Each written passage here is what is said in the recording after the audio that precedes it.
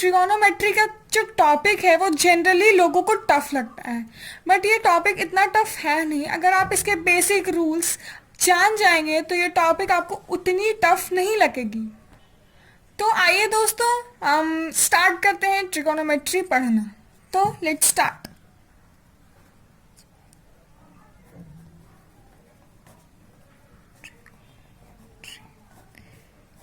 तो ट्रिगोनोमेट्री को हिंदी में त्रिकोणमिति कहते हैं, और जनरली हम इसमें एक राइट एंगल ट्रायंगल का यूज़ करते हैं। उस राइट एंगल ट्रायंगल से हम सारी चीज़ें पता करते हैं, जैसे कि अगर कोई एक खंबा है तो यहाँ हम एक राइट एंगल ट्रायंगल लेंगे। राइट एंगल ट्रायंगल में एक एंगल 90 डिग्री का होता है, ठीक है। तो एक हम राइट एंगल ट्रायंगल लेंगे, इसका नेमिंग कर देते हैं, जस्ट लाइक ये बी हो गया, ये सी हो गया, ये ए हो गया, ठीक है। तो उसके बाद अब हम इस राइट एंगल ट्रायंगल से ढेर सारी चीज़ें निकालना सीखेंगे, कुछ बेसिक चीज़ें भी सीखेंगे, ठीक है। इस राइट एंगल ट्रायंगल में जो एंगल बी पे हम 90 डिग्री बना रहे हैं, तभी ये राइट एंगल ट्रायंगल कहलाया है। एक एंगल, इस एंगल को हम थीटा मान लेते हैं। अगर इस एंगल को हम थीटा मान लेंगे तो इसके सामने का ये जो साइड है, ये साइड परपेंडिकुलर कहलाएगा, एंड जो साइड इस एंगल थीटा से लगा हुआ होगा उसे हम बेस कहेंगे।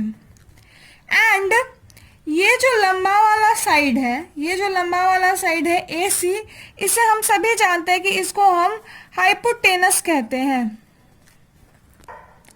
अब हम एक थ्योरम के बारे में जानते हैं, पाइथागोरस थ्योरम।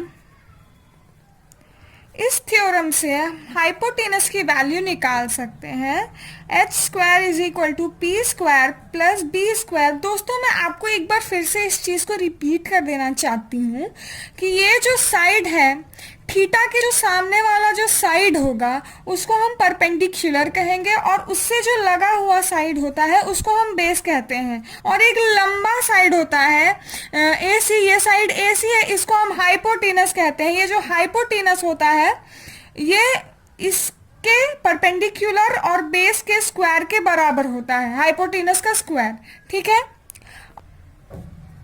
अब अगर हम मान लेते हैं कि ये एक राइट एंगल ट्रायंगल है, ठीक है, इसमें थीटा यहाँ बन रहा है, ए बी सी। थीटा अगर यहाँ बन रहा है तो इसके जो सामने वाला होगा उसे हम परपेंडिकुलर कहेंगे, और इससे जो लगा हुआ साइड होगा उसे हम बेस कहेंगे, और इस साइड को हम हाइपोटेनस कहेंगे, ठीक है। जो थीटा के सामने होता है उसे हम परपेंडिकुलर कहते हैं, और जो थीटा से लगा हुआ होता है उसे हम बेस कहते हैं। अगर थीटा चेंज होता है तो परपेंडिकुलर और बेस भी चेंज हो जाएगा, जैसा कि आप इन दोनों केसेस में देख सकते हैं। एक में अगर एंगल के लिए अगर हम देख रहे हैं तो परपेंडिकुलर ये हो जाता है और बेस ये हो जाता है, और दूसरे में अगर हम एंगल सी के लिए देख रहे हैं तो परपेंडिकुलर ये हो जाएगा और बेस ये हो जाएगा। तो यहाँ से हमने पाइथागोरस से देखा हाइपोटेनस का स्क्वायर = परपेंडिकुलर का स्क्वायर प्लस बेस का स्क्वायर। ये ट्रिगोनोमेट्री की नींव है, ये सबसे इम्पॉर्टेंट फार्मूला है। इस फार्मूले से हम बाकी सारी चीज़ें आराम से स्पष्ट तरीके से बना सकते हैं। सारी चीज़ों को ट्रिगोनोमेट्री के सारे प्रॉब्लम, सारे क्वेश्चन से इस फार्मूले से सॉल्व हो सकते हैं, ठीक है। तो ये ट्रिगोनोमेट्री का कह सकते हैं कि ये फार्मूला ट्रिगोनोमेट्री के लिए ब्रह्मास्त्र जैसा है। तो आइए दोस्तों, हम ट्रिगोनोमेट्री के बेसिक चीज़ों को और अच्छी तरीके से जानें, ठीक है। तो यहाँ पर ट्रिगोनोमेट्री में कुछ चीज़ें हैं, जस्ट लाइक हम इंग्लिश में अल्फ़ाबेट्स पढ़ते हैं तो ए बी सी डी जानना बहुत ज़रूरी हो जाता है। एज लाइक दैट हम ट्रिगोनोमेट्री पढ़ते हैं तो ट्रिगोनोमेट्री का ए बी सी डी हमें जानना बहुत ज़रूरी है। लाइक ट्रिगोनोमेट्री में हम sign theta, cos theta, tan theta, ये सारे ट्रिगोनोमेट्री के अल्फ़ाबेट्स हैं। लाइक जैसे इंग्लिश अल्फ़ाबेट्स में ए बी सी डी हम पढ़ते हैं, वैसे ही ट्रिगोनोमेट्री में हम उसके अल्फ़ाबेट्स पढ़ेंगे, that is sine theta, cos theta, tan theta, cot theta, cosec theta, sec theta, ठीक है। तो यहाँ साइन थीटा, थीटा तो आप जानते हो, किसी भी एंगल को हम थीटा कहते हैं, ठीक है। और साइन थीटा क्या होता है? साइन थीटा होता है perpendicular by hypotenuse. Sine theta is equal to perpendicular by hypotenuse P by H. ये जो अगर हम इस एंगल के लिए परपेंडिकुलर बाय हाइपोटेनस अगर निकाले तो हम साइन थीटा की वैल्यू निकाल सकते हैं। लाइक इस एंगल के लिए ये परपेंडिकुलर है और ये जो साइड है ये हाइपोटेनस है, तो अगर हम परपेंडिकुलर बाय हाइपोटेनस निकालें तो हम साइन थीटा निकाल सकते हैं। एज लाइक दैट अगर हमको कॉस थीटा निकालना हो तो कॉस थीटा का फॉर्मूला होता है base by hypotenuse. As like that अगर टैन थीटा निकालना हो तो टैन थीटा का फॉर्मूला होता है क्या?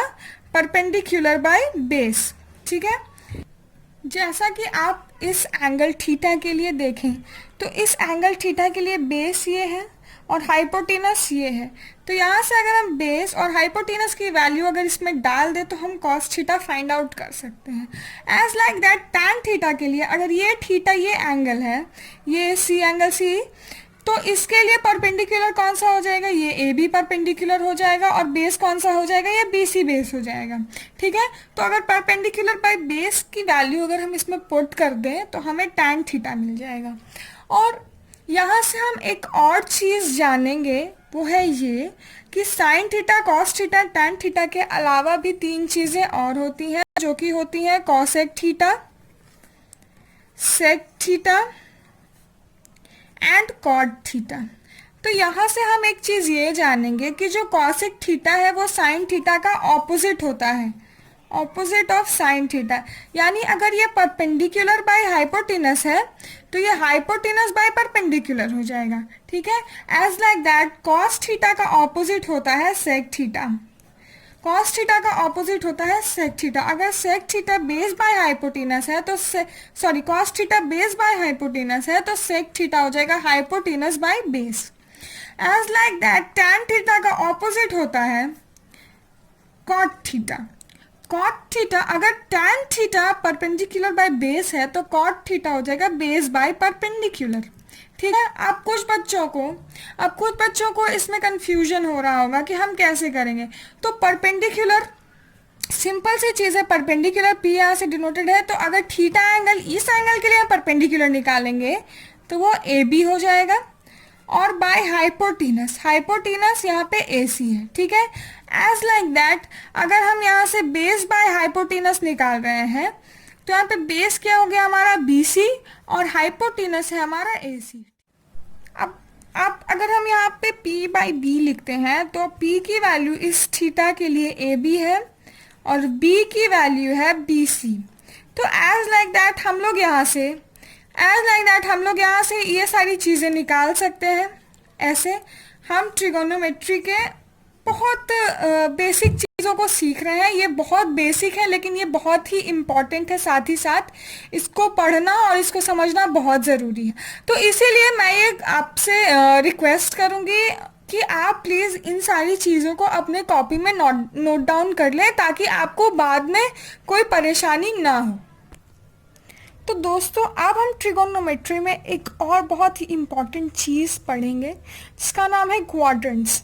क्वाड्रेंट्स जानना बहुत ज़रूरी है क्योंकि अगर आप क्वाड्रेंट्स नहीं जानोगे तो आपको बहुत प्रॉब्लम होगी और आपको समझ में ही नहीं आएगा कि कौन से क्वाड्रेंट में कौन सी आइडेंटिटी का वैल्यू क्या होता है, कॉस थीटा का वैल्यू कब पॉजिटिव होगा कब नेगेटिव होगा, ये आप समझोगे नहीं, आप जानोगे नहीं तो आपको बहुत प्रॉब्लम होगी। तो ये जो होता है ये फर्स्ट क्वाड्रेंट होता है, ये जो होता है ये सेकंड क्वाड्रेंट होता है, ये जो होता है ये थर्ड क्वाड्रेंट होता है और ये जो होता है ये फोर्थ क्वाड्रेंट होता है, ठीक है। तो यहाँ से हम एक चीज़ सबसे पहले बेसिक चीज़ ये जानेंगे कि फर्स्ट क्वाड्रेंट में जितनी भी आइडेंटिटीज होंगी सब पॉजिटिव होंगी, ठीक है।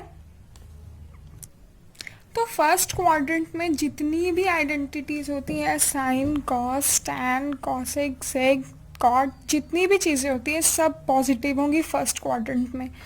सेकंड क्वाड्रेंट में जो होता है वो बस साइन और कॉसेक की जो वैल्यूज़ होंगी वही पॉजिटिव होंगी। थर्ड क्वाड्रेंट में जो होता है वो टैन और कॉट की जो वैल्यूज होंगी वही पॉजिटिव होंगी। एंड फोर्थ क्वाड्रेंट में बस कॉस एंड सेक की जो वैल्यूज होंगी वही पॉजिटिव होंगी। तो यहाँ से हम एक चीज़ ये नोट कर सकते हैं कि साइन जो होता है, अगर हम साइन की बात करें तो फर्स्ट क्वाड्रेंट में पॉजिटिव होगा, सेकेंड क्वाड्रेंट में पॉजिटिव होगा, बाकी थर्ड में और फोर्थ में नेगेटिव होगा। एज लाइक दैट अगर हम कॉस की बात करें तो कॉस, साइन और कॉसेक, यहाँ पे कॉसेक भी आप डाल लीजिए। कॉस और सेक की अगर हम बात करें तो सेक जो है वो फर्स्ट में पॉजिटिव होगा, सेकंड में नेगेटिव होगा, फिर थर्ड में नेगेटिव होगा, फिर फोर्थ में पॉजिटिव होगा। ठीक है।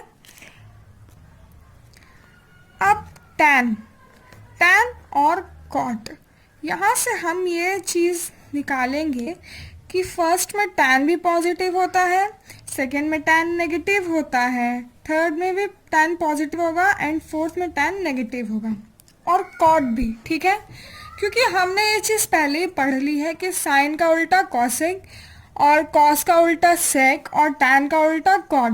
तो ये सारी चीज़ें जो है आपस में कहीं ना कहीं से रिलेटेड हैं। तो जैसे साइन की वैल्यू होगी वैसे ही कॉसेक की भी वैल्यू होगी, जैसे कॉस की वैल्यू होगी वैसे सेक की भी वैल्यू होगी, जैसे टैन की वैल्यू होगी वैसे कॉट की वैल्यू होगी।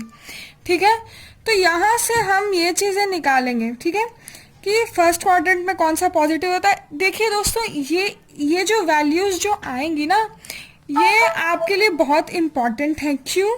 क्योंकि फर्स्ट क्वाड्रेंट की जो वैल्यू होती है वो 0 से 90 के बीच में होती है। ठीक है, सेकेंड क्वाड्रेंट की जो वैल्यू होती है वो 90 से 180 के बीच में होती है, और थर्ड क्वाड्रेंट की जो वैल्यू होती है वो 180 से 270 के बीच होती है, और ये जो फोर्थ क्वाड्रेंट की वैल्यू होती है 270 से लेके 360 के बीच होती है। तो यहाँ पे हमारा कहने का तात्पर्य बस इतना सा है कि अगर कोई वैल्यू, साइन की अगर कोई वैल्यू 0 से 90 डिग्री आती है, मान लेते हैं साइन की वैल्यू 60 डिग्री आ गई, तो वो फर्स्ट क्वाड्रेंट में आ गई 0 से 90 के बीच में। तो अगर वो फर्स्ट क्वाड्रेंट में आती है तो वो पॉजिटिव होगी।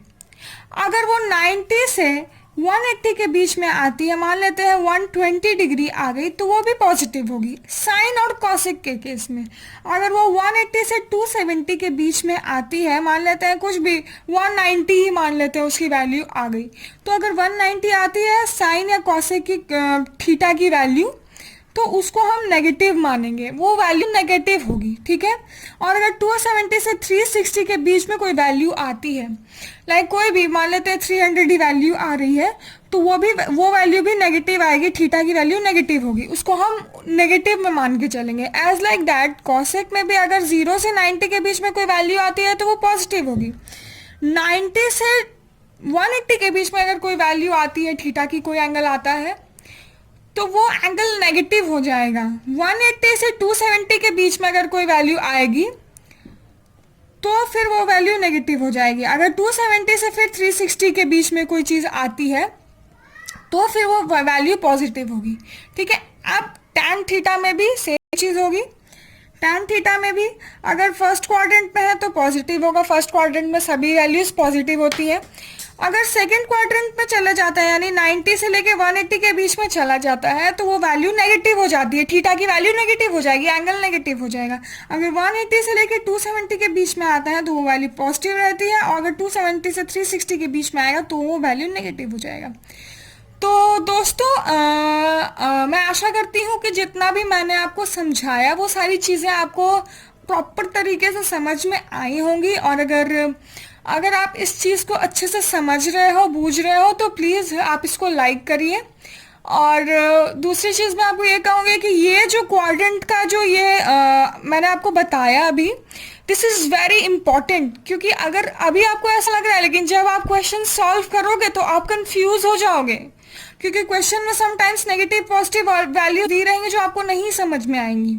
ठीक है, तो आई रिक्वेस्ट कि आप इसको नोट डाउन कर लें, एंड आप इसको अच्छे तरीके से, अगर एक बार में वीडियो नहीं समझ में आती, आपको चीज़ें नहीं समझ में आती हैं, तो आप दोबारा देखें, तिबारा देखें, ताकि आपको ये चीज़ें और अच्छे से समझ में आए। तो आई होप कि आप मेरे चैनल को सब्सक्राइब करेंगे, लाइक करेंगे, कमेंट बॉक्स में अच्छे अच्छे कमेंट्स करेंगे, जो आपको चैप्टर्स पढ़ने हैं वो चैप्टर्स आप बताओगे मुझे, कमेंट सेक्शन में कमेंट करके। And thank you very much, please note down.